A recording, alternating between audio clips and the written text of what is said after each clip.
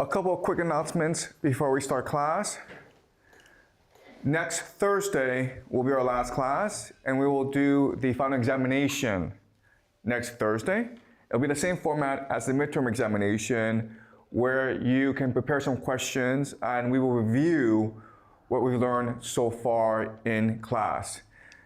If you are on YouTube and you want to ask some questions, please leave the question behind in the comment section, and my wife will go over and select some questions for us to do next Thursday. Next Tuesday, we will do an overview of everything we've learned so far and make certain predictions about the next 5 to 10 years, okay? So next week will be our last week. Today, I want to talk about Putin in Beijing. So he came to Beijing Tuesday evening. He had a full day yesterday, and then he left last night. And as you can see, President Putin and President Xi are very good friends. They went to a conference hall where they unveiled a photo of the two being very close. This is President Putin's 25th visit to China. And in November, he's coming back to Shenzhen to attend APEC, and that'll be his 26th. He's a very good friend of China's, and the two are very close. This is the two of them at an education conference announcing a year of education exchange between Russia and China. And the goal is to enhance people-to-people connections between China and Russia. The major output of the meeting was their different perspectives on the multipolar world, okay? So this is a part of President Xi's speech, and this is a part of President Putin's speech. And this is actually AI translation, so the translation is very bad. But I will point out certain things, okay? So both are committed to a multipolar world. And what President Xi and President Putin both want are more exchanges, okay? Bilateral student exchanges, deepen interactions in universities, do more research together. He also is afraid of the turbulence in the world, and he's very much afraid of a return to the law of the jungle where might is right. So it's very important for the world to work together in order to maintain the rules-based international order. And what President Xi says is that as permanent members of the UN Security Council, China and Russia will work together to uphold the authority of the UN international justice and oppose all manifestations of unilateralism and hegemony, resurrecting signs of fascism and militarism, okay? And this specifically refers to Germany and Japan, okay? So he sees the possibility of nationalism, a resurgence of nationalism in Japan, as a threat to the peace in East Asia and to the world in general. Okay, so China is most resolutely opposed to the remilitarization of Japan. Putin says the same things almost, but the tone is very different, okay?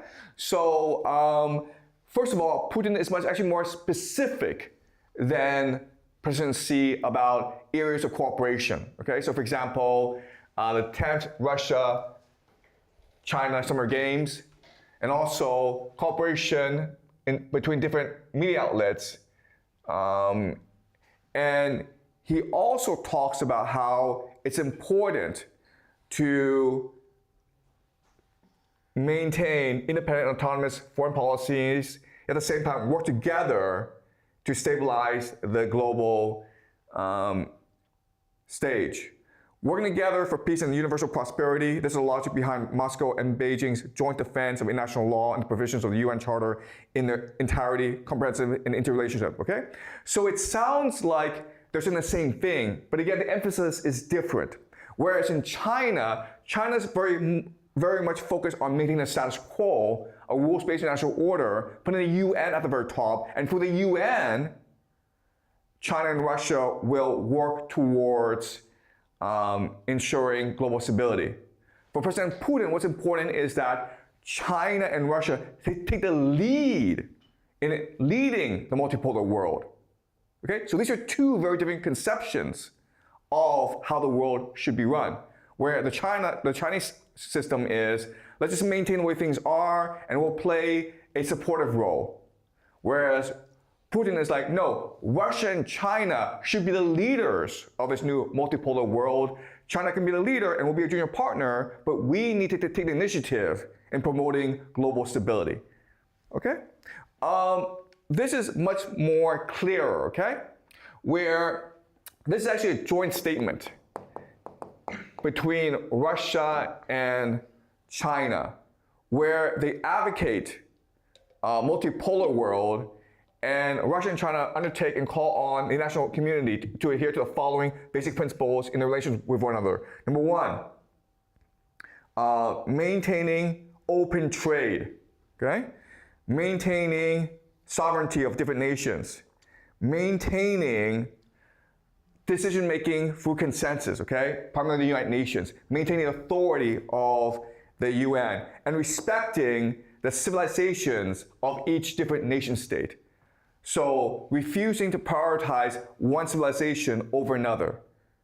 All right, so this is something that both Russia and China agree to. Now, this is actually a much better translation of President Xi's words about the multipolar world, okay? So let's read it together. The world today is far from tranquil. Unilateralism and hegemonism are doing grave harm, and the world faces the danger of sliding back to the law of the jungle. As permanent members of the UN Security Council, China and Russia must firmly carry out the mission and responsibility of major countries, defend the authority of their nations, international fairness and justice, oppose all unilateral bullying and acts that turn the wheel of history backward, and especially oppose all provocations that negate the victorious outcomes of World War II or that seek to reverse the verdict on and summon back the spirits of fascism and militarism, jointly pushing for the building of a more just and reasonable global governance system, okay? All right, so this is a lot of words, but I will emphasize certain takeaways. First of all, what President Xi is saying is that there were three major winners of World War II. The United States, Russia, and China. And we must ensure that these three nations who won World War II are still in charge, okay? Okay, this is really important to understand. First of all, US, Russia, and China are allies, not enemies, right? Because right now a lot of people think that China and the United States are in competition to rule the world, and President Xi says, no, that's not true. We're allies because we won World War II together, all right? Second, he sees the real enemies as those who are trying to overturn the World War II order. And those nations, of course, are Japan, Germany, and Israel.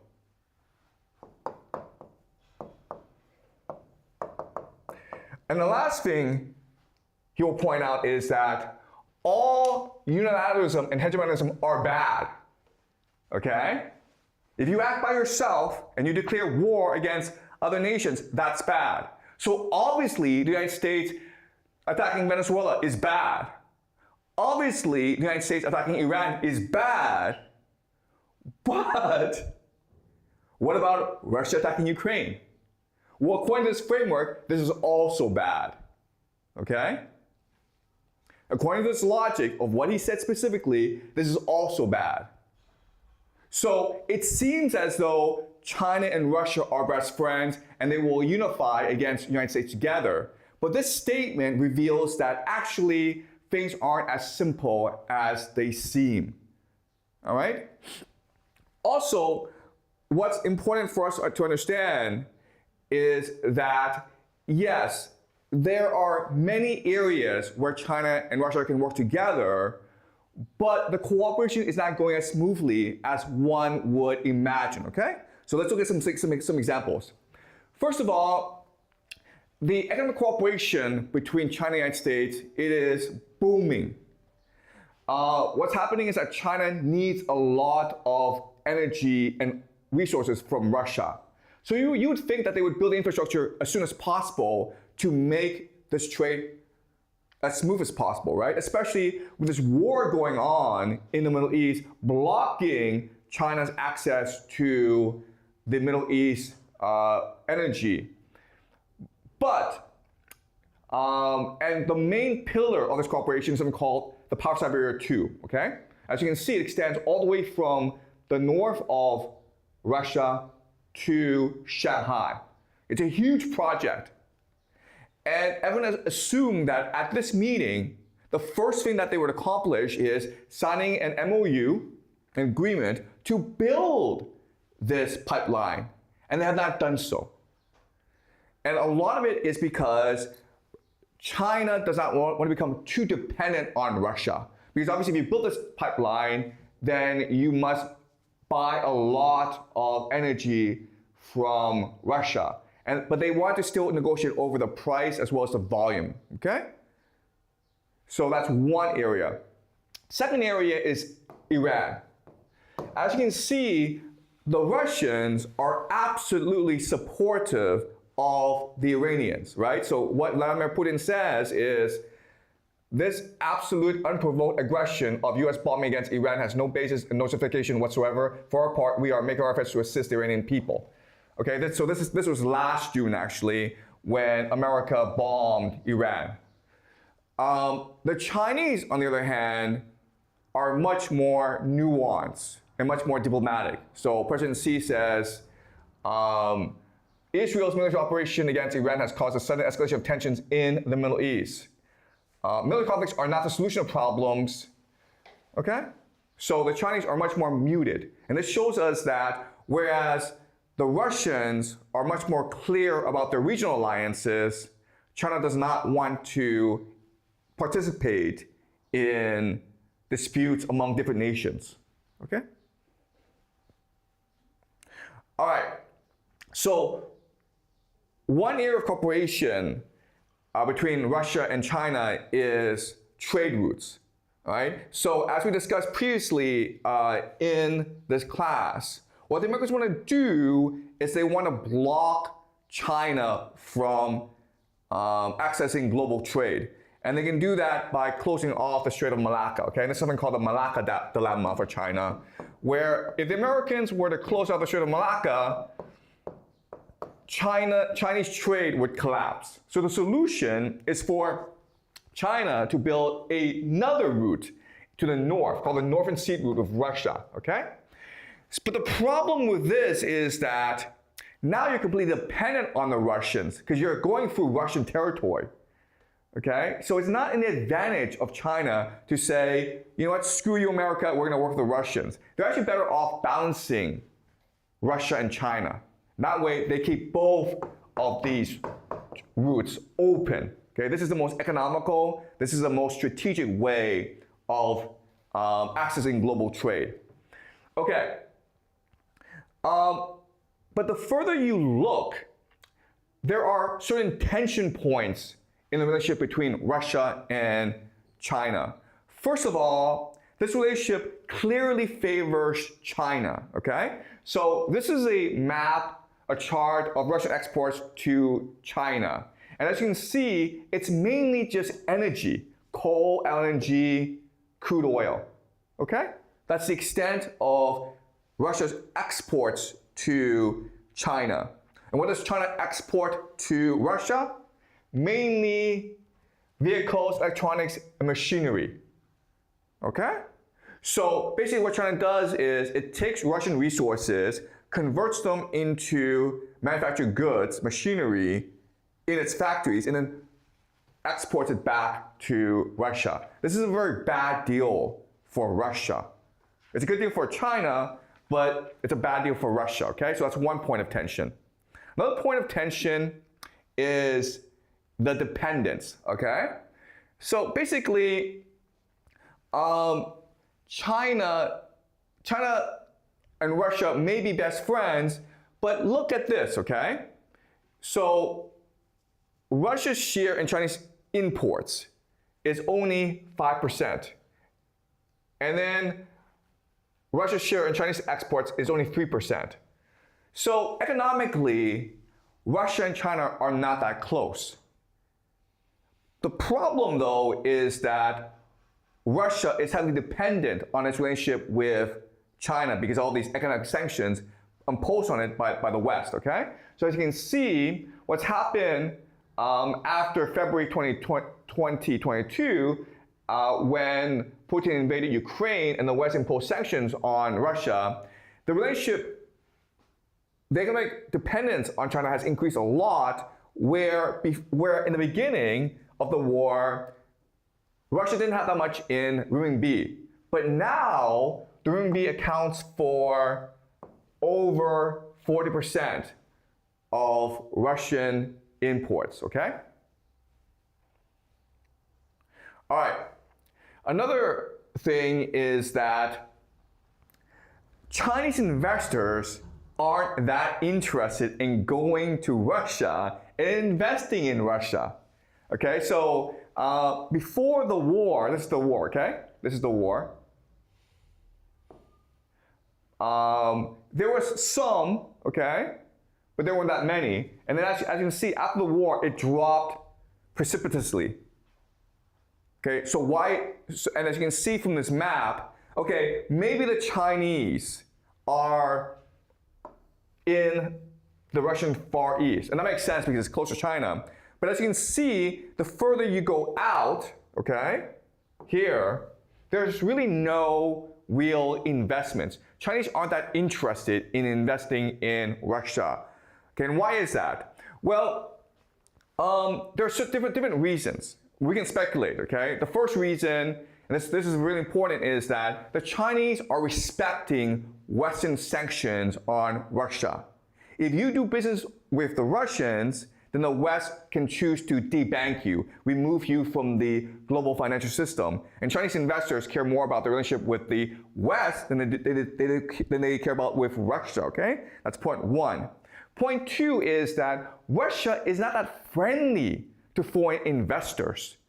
Russia is very much a closed system, and it's very hard to do business in Russia. If you're in the United States and you put your money in the United States, you know you'll be protected legally and contractually. If the person screws you over, you can go sue the person in a court of law, and you can probably win the case. Whereas in Russia, well, if you get screwed over, too bad, okay? Russia is still very much a mafia system. Then the third reason, and this is actually something that is really problematic, is that Chinese are much more interested in USD than they are in the ruble, okay? They're much more interested in accumulating US dollars than they are in ruble.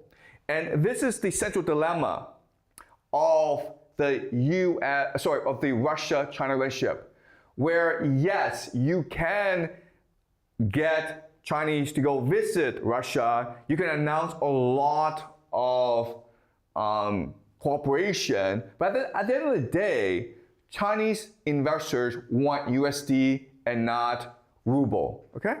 Here's another chart where, yes, okay, as you can see, more and more Chinese are going to Russia, okay?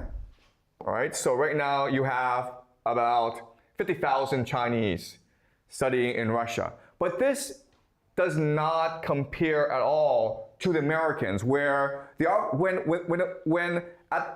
when Chinese have enough money to go study in America, starting in 2008, you can see a huge boom, okay? Right? There's maybe 60,000 Chinese who are learning Russian in China. Well, everyone else is learning English. Okay? So at the end of the day, Chinese people are much more interested in the West than they are in Russia. So in other words, the relationship between Russia and China seems to be top down, where it's mandated from the government. But the relationship between the United States and China seems to be bottom up, where people are choosing to work with the Americans. And so this is not really an equal relationship. So what I want to look at today is, why is this the case? Why is it that the Chinese want to go to America, and what can Putin do about it? And what will Putin do about it, okay? So these are the two questions that we're going to look at. First of all, why is the relationship like this? And second of all, what is Putin's strategy of dealing with this? Okay, all right. So to answer this, we need to go back to World War II. So this is the end of World War II, and America has won the war, okay? So this is the United States, USA. This is Europe. And this is East Asia, okay? Japan, basically. But also Taiwan and Korea. Okay, all right. So World War II has ended, and the United States has a problem. It's got all these factories that produce tanks, machine guns, airplanes. And now the war is over. So what are you going to do with these factories? You can't just tell everyone to go home and not work, okay? So they make a deal with the Europeans and these Asians. Basically, the deal is this. The Europeans will agree to buy manufactured goods from the Americans. Television sets, radio, bicycles, cars. But then the Europeans and the Japanese are like, we don't have any money. And the Americans are like, don't worry, we'll lend you the money, okay? Not only will we give you the goods, but we'll lend you the money to buy the goods, okay? And this is, and of course, the money is the US dollar. So the US dollar is basically a contract, right? And because the Americans are lending US dollars to the Europeans and the Japanese and the East Asians, they want the US dollars to be actually worth something, right? So the US dollars is pegged to gold, the gold standard. Meaning, the Americans can at any time force the Japanese and the Europeans to give their gold in exchange for the US dollars. Okay, does that make sense? And so this is a really good deal for the Americans. And this is what we call the Bretton Woods system, okay? Bretton Woods, 1944. Where the Americans were to facilitate global trade in order to maintain their manufacturing power, and they would lend other nations the US dollars to participate in this trade, and the US dollars would be backed by gold. Okay? So from 1950 to 1970, this was a great deal for America. And this led to probably the greatest wealth creation in the world, where if you were just like a average white American male, you had the best life possible. Okay, this led to tremendous prosperity in America. But with prosperity comes corruption and complacency. Okay? So what happened was that the Americans started to work hard, but then the Europeans and the Japanese were like, we need to work harder because we need to rebuild ourselves and we need to pay off this American debt, okay? So Europe started to work really hard, the Japanese worked really harder. And then what happened was that the Europeans and the Japanese started to make products that were actually not only cheaper than the Americans could make, but also better, okay? So then what started to happen was that instead of America lending money to the Europeans and the Japanese to buy things from them, they start to borrow money in order to purchase the European and Japanese manufactured goods, okay? So now this relationship goes backwards, all right? Now, USA went from a creditor nation to a debtor nation. But not only that, but the Americans recognized that, you know what? we can print as much money as we want, so we can spend as much money as we want. And so the Americans started to do stupid things, like start a war in Vietnam that they could not win, like send a man to the moon for no particular reason, and the Americans started to spend way too much money. And by 1970, the entire world recognized that, you know what, America owes us a lot of money, but they probably can't pay it off with gold. Okay? And then in 1971, Richard Nixon says, you're absolutely right, okay? We can't pay you off with gold, so we're going to move off the gold standard. Okay, so this creates a problem now because everyone's sitting on this US dollar and it's actually worth nothing. So to solve this problem, what Nixon did was he brought in to the system, okay, the GCC, Saudi Arabia basically, as well as China, to create more demand for the US dollar. Okay, so this created the petrodollar. Because from now on, Saudi Arabia would only sell its oil in US dollars. Okay, and so this kept the system going. The thing to appreciate about this is the Americans did this not because it was strategic, not because it showed long-term thinking, but because the Americans by now had become addicted to the US dollar. Do you understand this idea? This is really important for you guys to understand. At this point in history, the US dollar was the global reserve currency.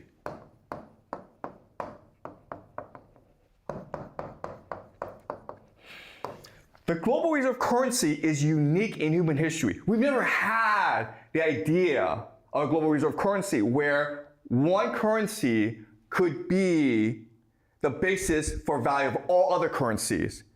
Okay? Never has this happened before. What had happened? Because of an accident of World War II, where the Americans won and can impose their system on everyone else. Okay? And before it was tied to gold, and they went off the gold standard. So this is a complete accident of history. And it's terrible for America for many reasons, okay? The first reason is that it's the guarantor of global trade. What does that mean, to be a guarantor of global trade? Well, first of all, it means you have to print a lot of US dollars, okay? Excess liquidity. Okay? You have to print a lot of US dollars so people can use US dollars. And this causes inflation in your system. And it's hard to manage, okay? Second problem is something called an open capital account. What does an open capital account means? It means like I can change the US dollar anytime I want. So money can come into the country, but it can also flee the country.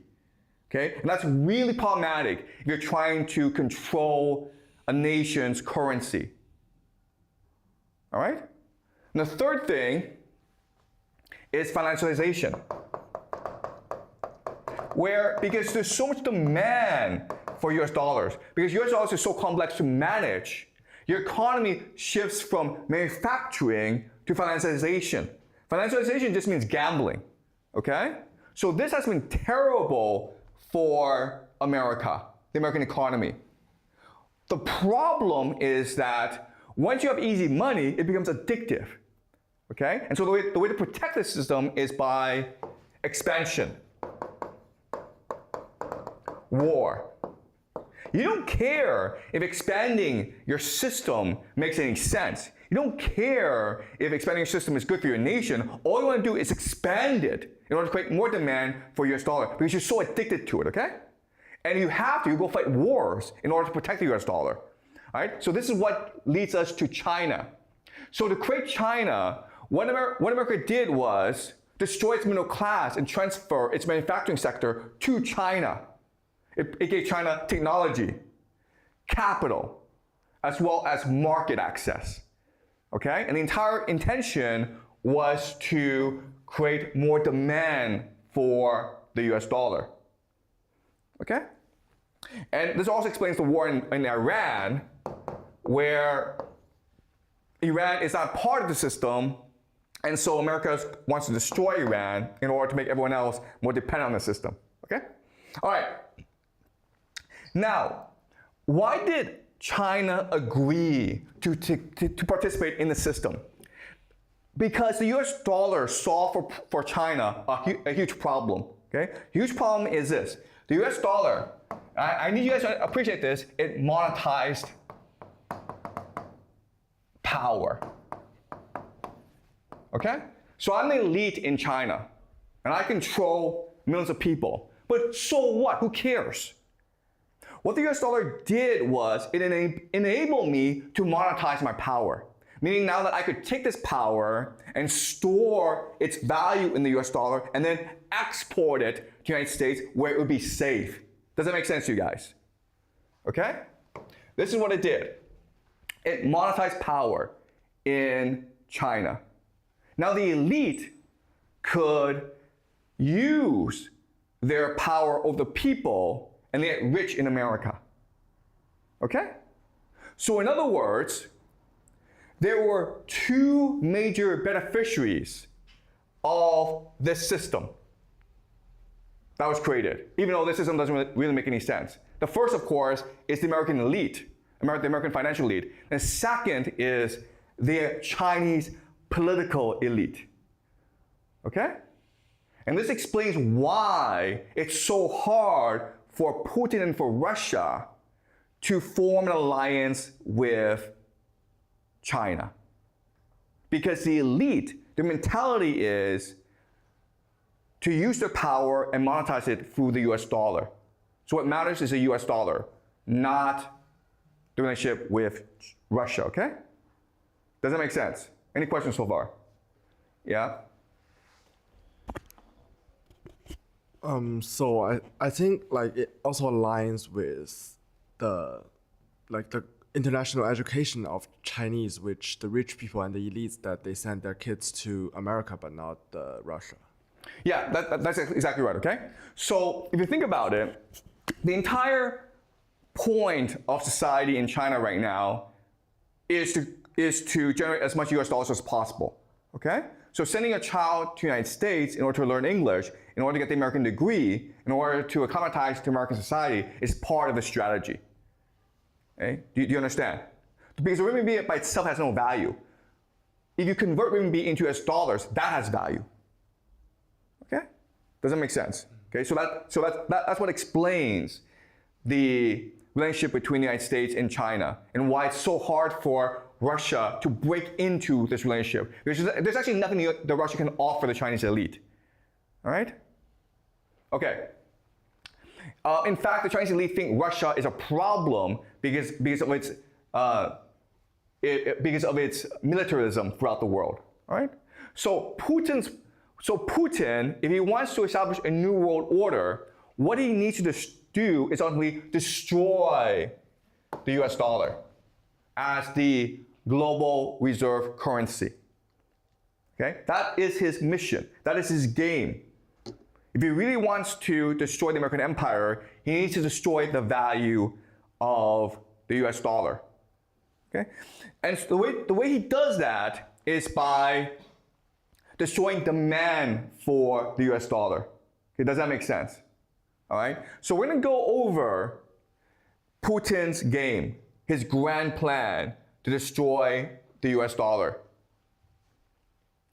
Okay, actually, before I do that, one thing that I need to make clear to you guys is that not all Americans think this is a good thing, that the United States has the world reserve currency. In fact, most Americans, if you explain the system to them, they'll be like, yeah, we don't want to be the world reserve currency because one, it causes corruption, it causes all these corrupt people to come to our country, it causes all these illegal immigrants to come to our country, it causes us to go fight wars in Iran, it causes us to support Israel.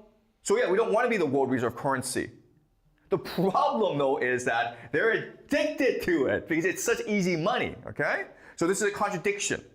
On one hand, the Americans know that the world reserve currency is bad for them, but on the other hand, they're addicted to it, okay? So America is basically like a drug addict. And so what do? Well, the only thing you can do is something called a forced withdrawal, okay? a forced withdrawal.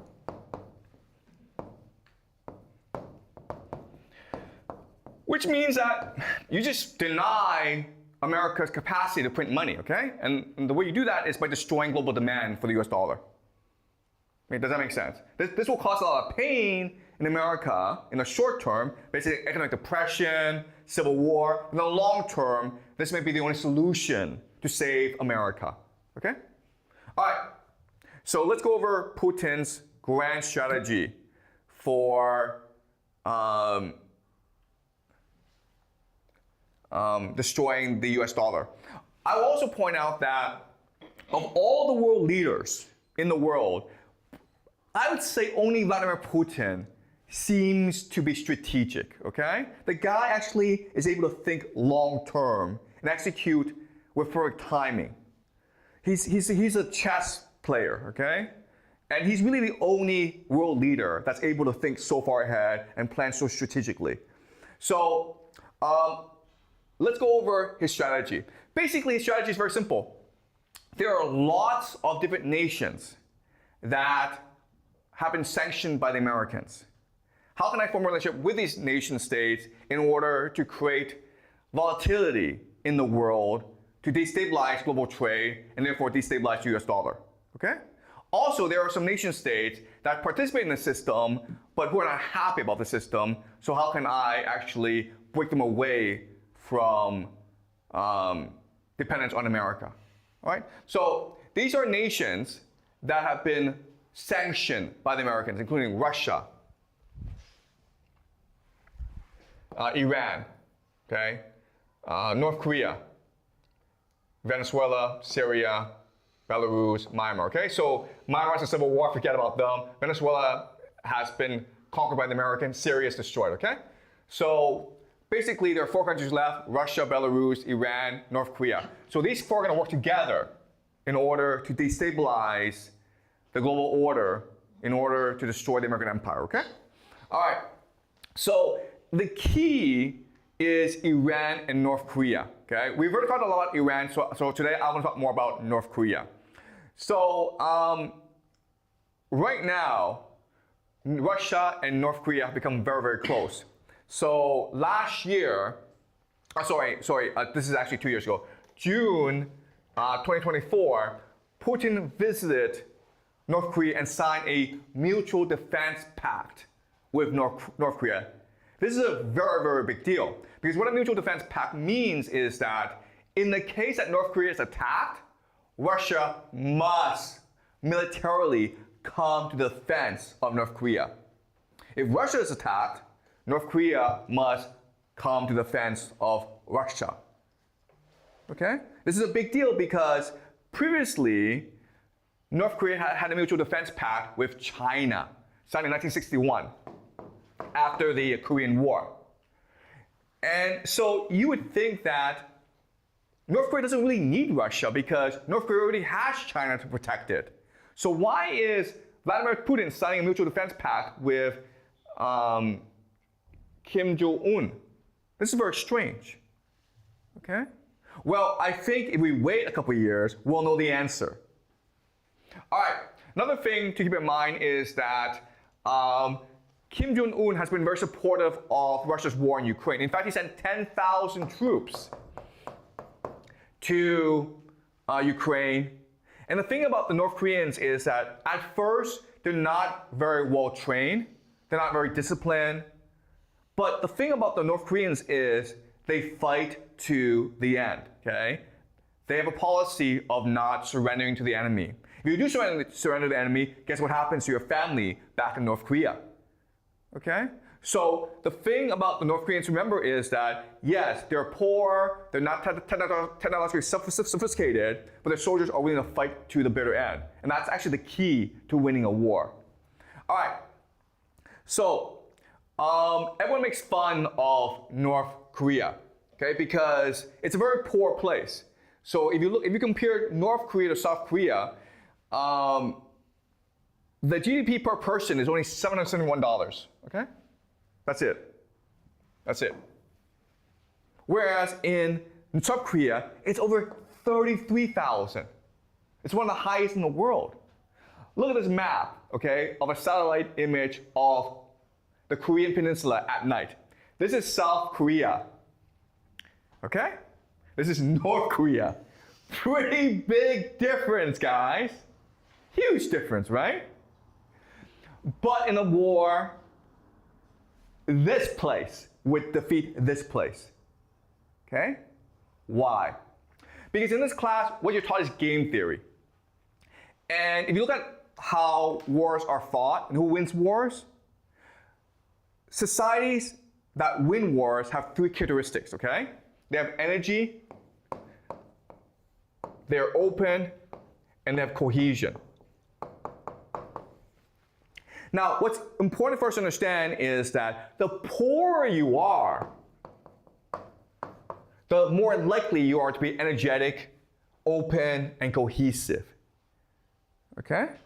And you're like, that's retarded. South Korea is wealthy, it has technology, it has a lot of weaponry, it has American support.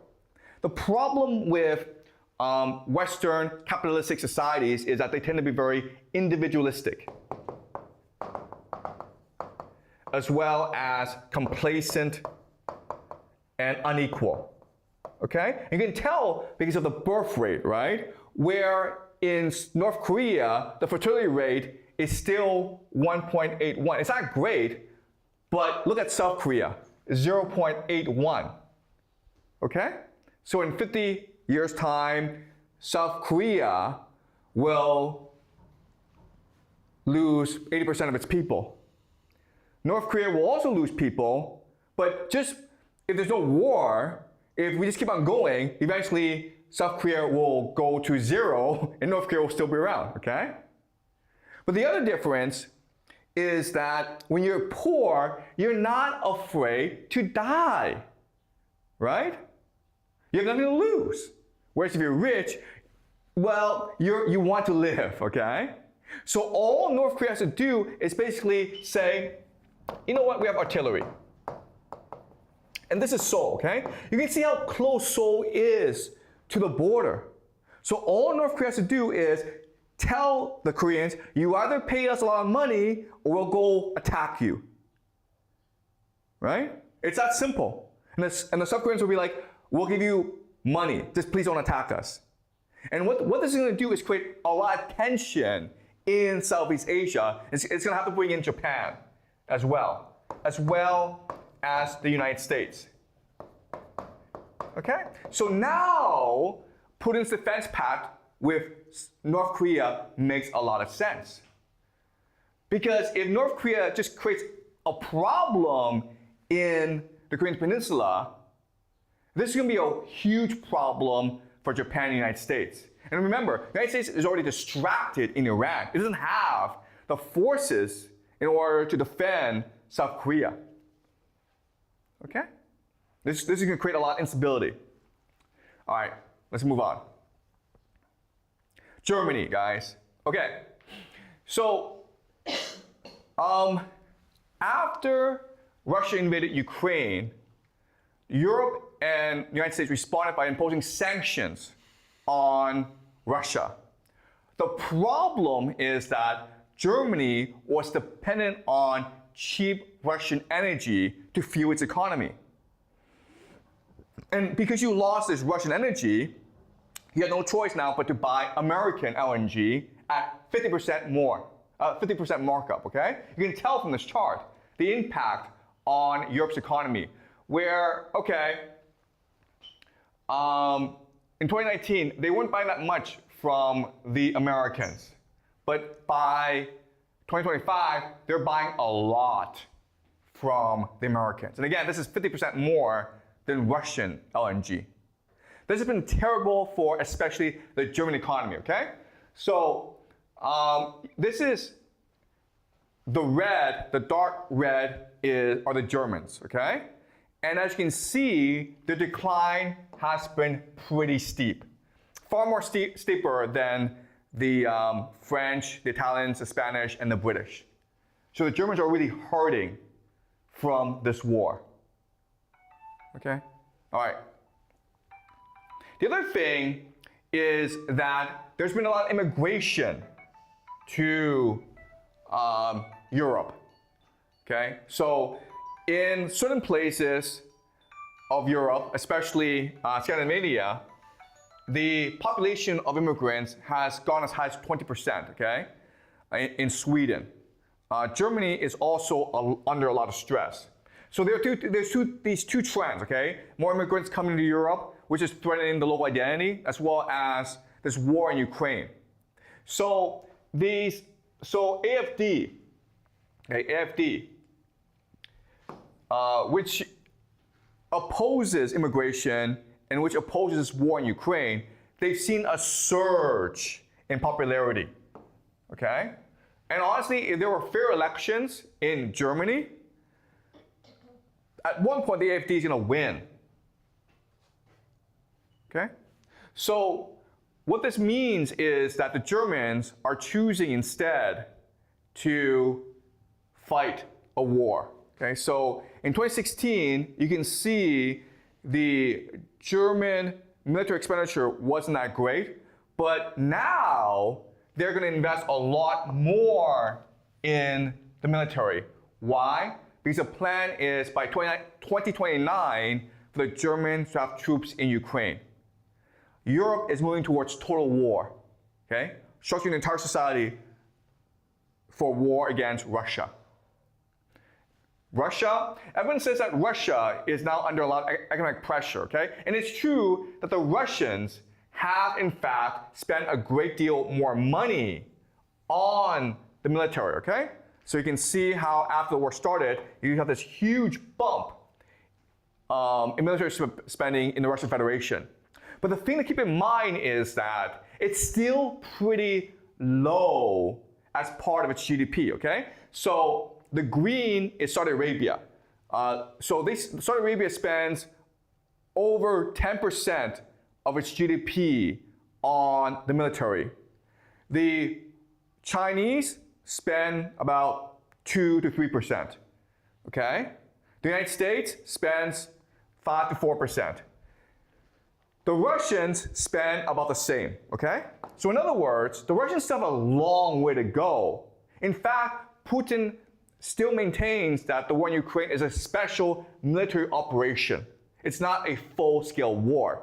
If the moment that Putin declares war, the entire economy shifts to total war. We can expect a complete surge in spending on the military, okay? Russia hasn't reached that point yet. Now, what is Russia's plan for Europe? Putin doesn't actually want to fight Europe because it would be disastrous for both Russia and for Europe. But he understands that there's a civil war brewing in Europe where these right-wing parties, like the AfD, they're surging in popularity because they oppose war and because they oppose immigrants. So all Putin has to do is force Germany into a war and drag this war out, create a war of attrition. Why? Because as this war drags on, it's going to create a lot of political tension back at home, especially if you're drafting young men to fight this war, okay? And if that were to happen, eventually, right-wing political parties like the AfD would come into power. And how does Putin know this? Because this has historically been true. This is what happened in Russia during World War I, when the Bolsheviks came to power. It almost happened in Germany, okay, when communists almost came to power in Germany. All right? So war creates political tensions, and the longer the war drags on, the greater the tension is. Okay? So basically what Putin wants to do is create a civil war in Europe, allow these right-wing pro-Russia parties to come into power, and then form an alliance between Europe, Germany, and Russia. Okay? So part one of the plan is to create as much political tension in Southeast Asia as possible by using North Korea. Part two of this plan is go to war with Europe in order to destabilize Europe politically and allow these right-wing parties to come to power and then form an alliance with them, okay? All right, now let's go on to the global south. Okay, so the thing about the global south is that Russia has been very supportive of the global south, especially countries in Africa, okay? After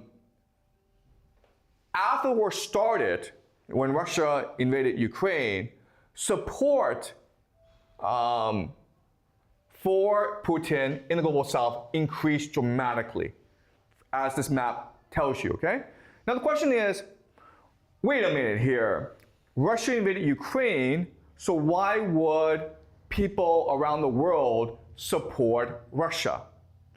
And the answer is because of narrative, okay? From a Western perspective, Ukraine is this innocent country and Russia is the aggressor. So clearly Russia isn't wrong. But if you are not part of the West, if you're part of the South, what you will appreciate is that the West is this imperial bully and Russia is standing up for itself. Okay? NATO was expanding too far. Ukraine was being co-opted by the West, and so Russia was trying to defend itself. And thank God that Putin and Russia now can stand up against the Americans. Okay? Because we in the South have been bullied by the Americans all this time. So the support for the Russians are particularly high in Africa, which has been subject to Western imperialism for the past 20 years. Okay, so this is a level of cooperation between Russia and African countries. As you can see, there is a lot of trade going on, but at the same time, there's also military cooperation. There's nuclear power plant construction. There's also oil exploration and nickel production. Also, there are a lot of Russian mercenaries in Africa, okay? And they're usually fighting against US-backed groups in order to control the continent. China is also heavily active in Africa. The thing about China is that it's very much focused on economic development as opposed to military intervention. The Russians use a full spectrum strategy in Africa. So they're trying to win hearts and minds. And we know that because the Russians spend a lot of effort on propaganda, okay? So the Russian flag is where they have propaganda efforts. And as you can see, China is not that heavily invested in propaganda in Africa, all right? So what Putin is also trying to do is create a narrative that Russia is liberating the world from Western imperialism. And this has particular strength in places like Africa, which has been a victim of Western imperialism for a long, long time, okay? All right, India, okay? So India, for the longest time, has been neutral. So what's been happening is that India and Russia have becoming very, very close. The impetus for their close relationship is after the war in Ukraine, Russian oil became sanctioned. So the way to evade sanctions was for Russia to sell its oil to India, which would then sell its oil around the world. Okay? So what we'll see is a very strong relationship between Russia and India develop over the next few years. What Russia wants from India are laborers. Why? Because of this war, Russia is now short of manpower. So it needs people to run its factories. Eventually, it's going to win this war in Ukraine, and it's going to need people to go rebuild Ukraine, okay? So we can expect that Russia and India will become very, very close these next 10 to 20 years. Primarily because Russia wants to invest in the relationship between Russia and India. Iran is the key to Russia creating a new world order. Why? Because first of all, as you can see, Iran is really the center of global trade. So if Russia wants to access Africa, it wants to access India, it wants to access Central Asia, Iran is very important strategically, okay? It's also very easy for Russia to trade with Iran because of the Caspian Sea. Okay? All right. So basically, Russia understands that Iran is the key to global trade, Russia's global trade with the world. And that's why the Americans are actually attacking Iran. Because by attacking Iran, the Americans can block Russia from global trade, or at least destabilize it, okay? That's why one of the major battlefronts, this is actually probably one of the two major battlefronts in World War III. The first is obviously Ukraine, which will be fought between Europe and Russia. Second major battlefront will be in Iran, fought between Iran and the United States. This is also why, by the way, Israel is so important. Okay? Israel. Why is Israel so important? Because Israel is the fortress, okay, the American fortress in this area. It's very possible that if put in place these cards right, all these regions will fall into the Russian sphere of influence. So America's guarantee against Russian influence is Israel. And that's why the Americans support Israel so much, because Israel is key to keeping Russia in check, okay? Does that make sense, guys? All right. The last thing I'll talk about is Japan, okay? So the grand strategy of the Americans is to use Japan to balance China. The Japanese don't like this idea, okay? Because for the longest time, the Japanese were a vassal to the Americans. And the Japanese made a lot of sacrifices to be the vassal state to America, okay? But now you've created a situation where Japan has no choice but to remilitarize and rethink its national priorities. The war in Iran is forcing Japan to rethink the global map, okay? So Japan is heavily dependent on energy imports, and for most of its recent history, it was getting its energy from the Middle East, okay? But obviously, most of this energy is now gone. So now you have two options. You can either depend on Russia or the United States. Now you would think, well, Japan will just buy all its oil from the United States. The United States certainly thinks so, but the last time this happened was before World War II, okay? Japan, before World War II, was getting 90% of its oil from the United States. But Japan was becoming too powerful, and so the United States started to embargo Japan.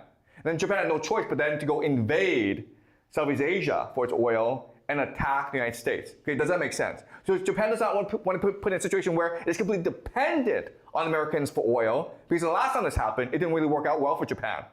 Okay, so Japan has no choice in this matter but to, yes, buy American LNG, but also to try to smooth things over with Russia, to start buying more oil from Russia. Okay?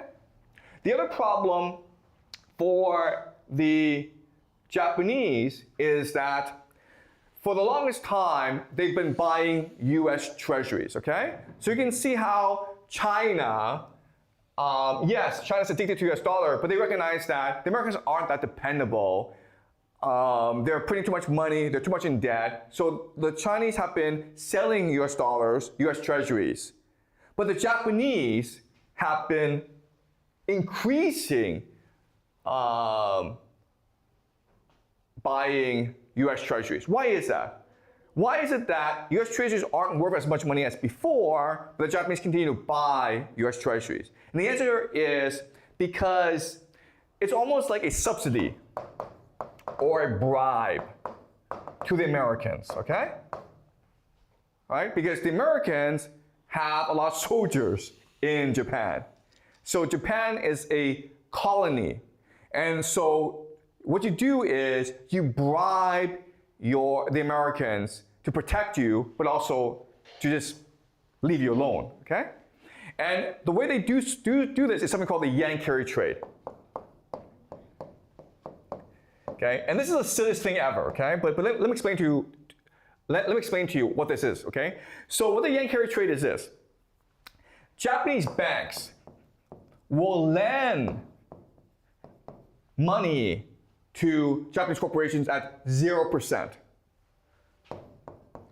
Okay, basically free money. So if you're a big Japanese corporation and you need money, you just go to the Japanese bank and they'll give you money at 0% interest.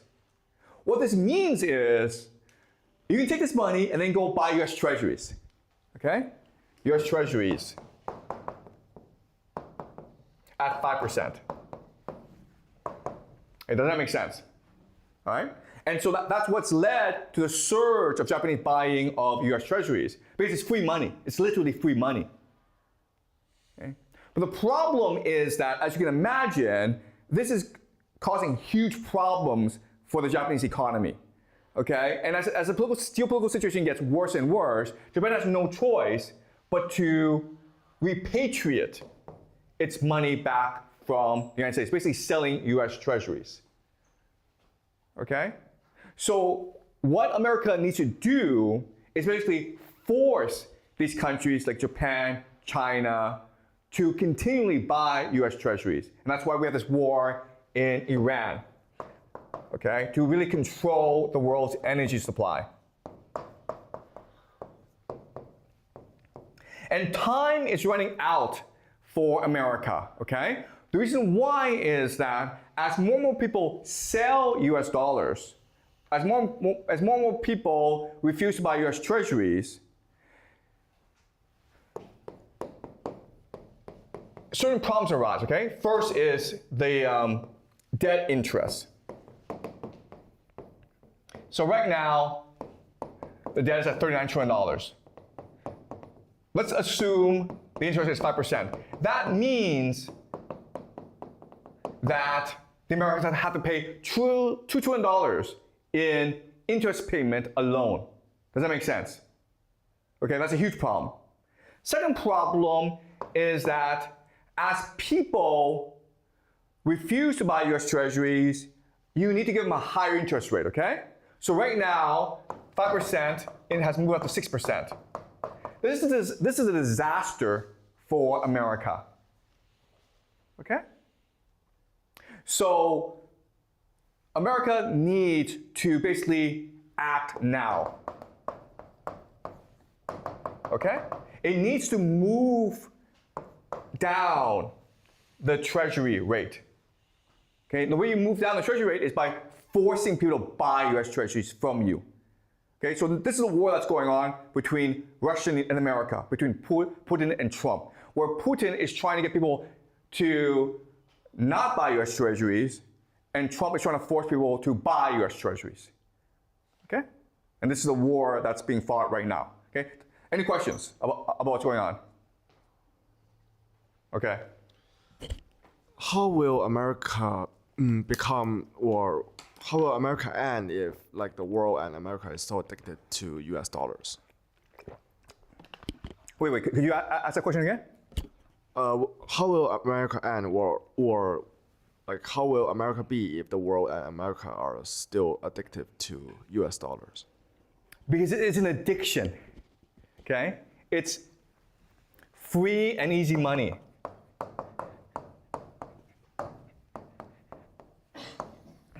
Yeah, but like, what will America become, like, if this trend continues?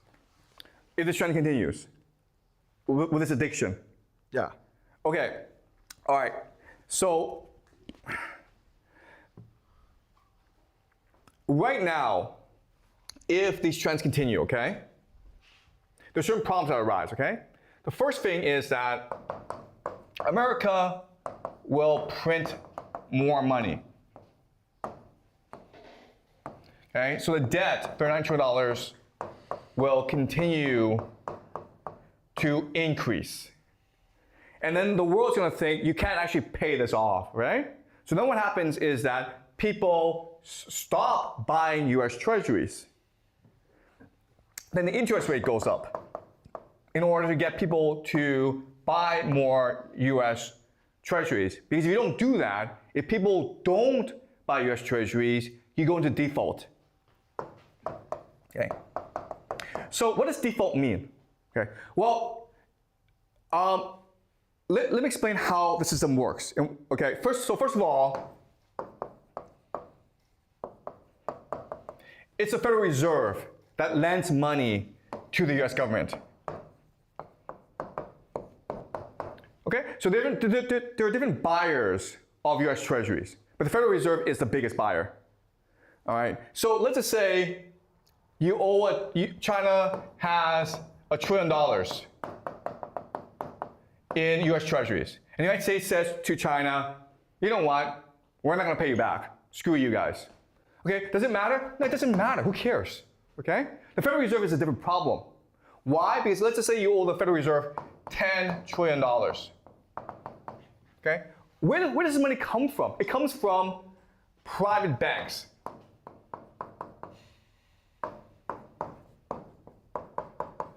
Okay?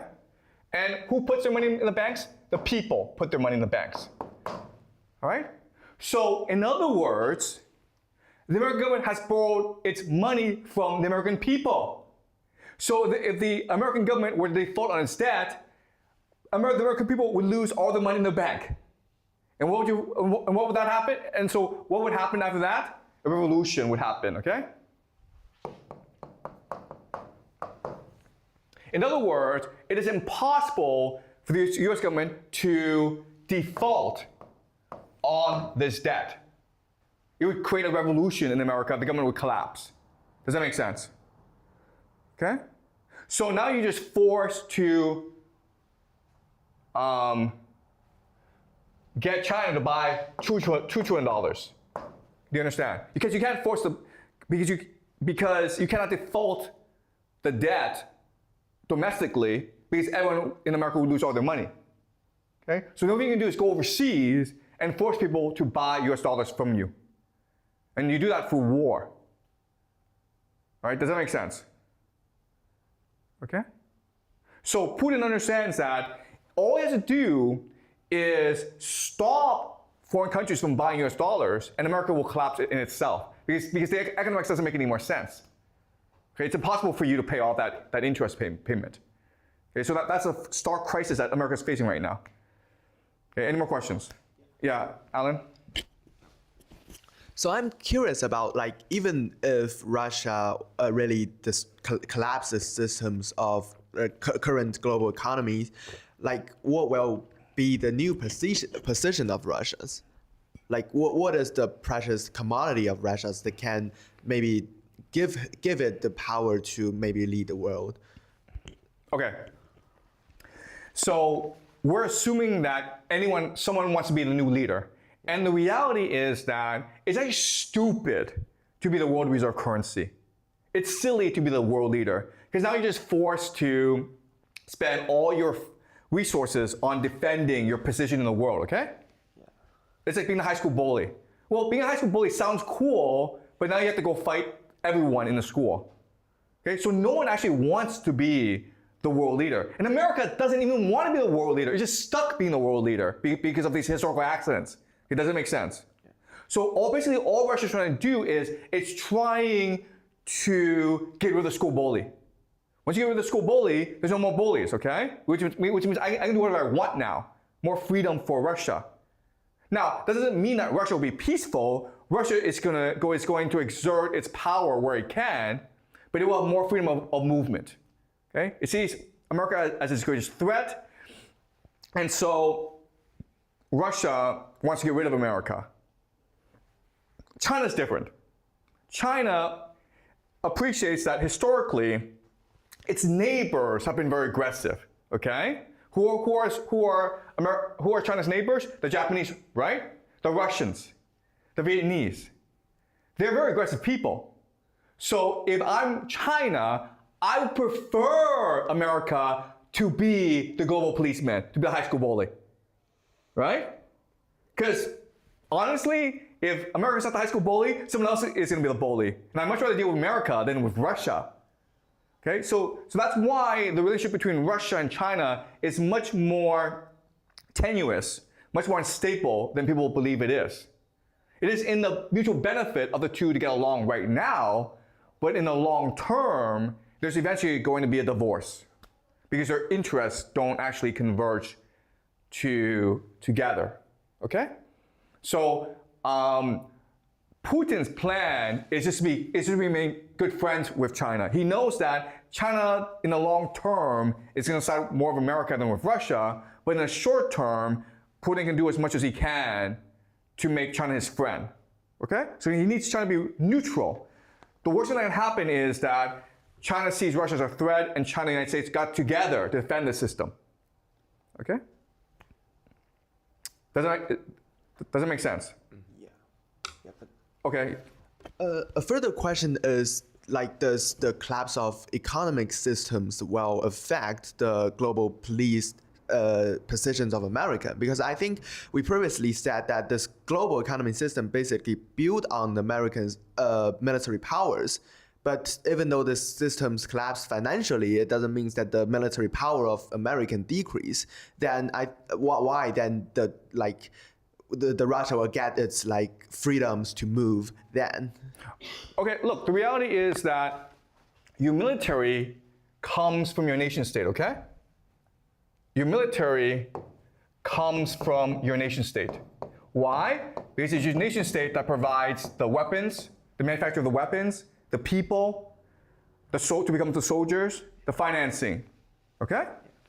So let's just say this nation state is in a revolution where the people are fighting a war against the government. The military has no choice but to retreat and try to crush this revolution.